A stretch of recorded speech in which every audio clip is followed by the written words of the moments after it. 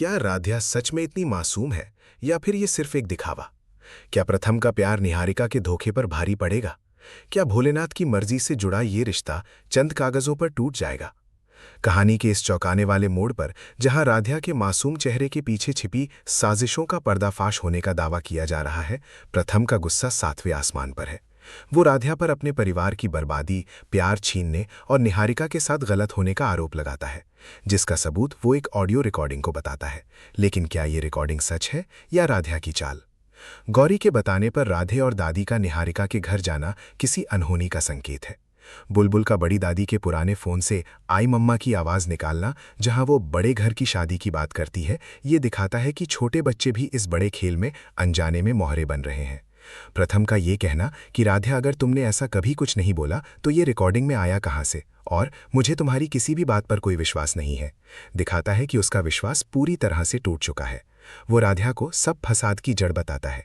उसका गुस्सा इतना अधिक है कि वो कहता है, तुम मुझसे जबरदस्ती शादी ना करती तो आज हम सब खुश होते। वो निहारिका और अपने रिश्ते की बात करता है और निहारिका के बदले की आग का जिक्र करता है। वहीं अचानक मौसम का बदलना और शिव पार्वती की तस्वीर पर दाग लगना किसी बड़े तूफान या अशुभ संकेत का इशारा कर रहा है। मम्मी जी की चिंता बेटे बहू के रिश्ते पर किसी आज का कोई संकेत तो नहीं, उनकी अंदरूनी घबराहट को दर्शाती है।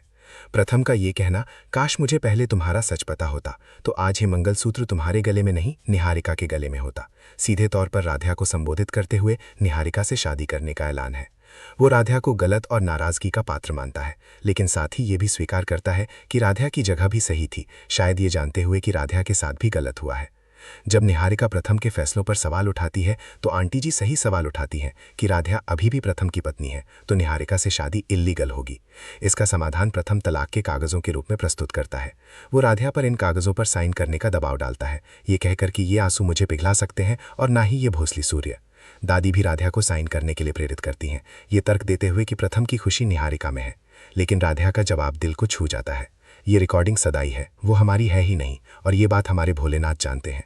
ये रिश्ता हमारी मर्जी से नहीं बल्कि भोलेनाथ की मर्जी से जुड़ा था, इसलिए इस रिश्ते को आप, हम, क्या कोई और तोड़ नहीं सकता है। वो स्पष्ट करती है कि कोर्ट कचहरी के कागज उनके रिश्ते को नहीं तोड़ सकते। जब प्रथम उस पर भावनात्मक दबाव बनाने की कोशिश करता है तो राधिया भावुक होकर भी एक मजबूत रुख अपनाती है। हम इन पेपर्स पे साइन नहीं करेंगे, लेकिन हम वादा करते हैं कि हम प्रथम सर की जिंदगी में दोबारा कभी वापस लौट कर नहीं आएंगे। ये एक ऐसा त्याग है जो प्रथम की आंखों में सच्चाई की किरण जगा सकता है या उसे और भी कठोर बना सकता है। आखिरकार निहारिका की जीत होती है और राधिया हार जाती है, लेकिन एक गरिमा के साथ। ये कहानी का अंत है या एक नए अध्याय की शुरुआत, ये देखना बाकी है कि क्या प्रथम सच को पहचान पाएगा और राधिया का त्याग उसके दिल में कोई असर छोड़ेगा। क्योंकि आपने हमेशा रिकॉर्डिंग सुनाई है, वो हमारी है ही नहीं, और ये बात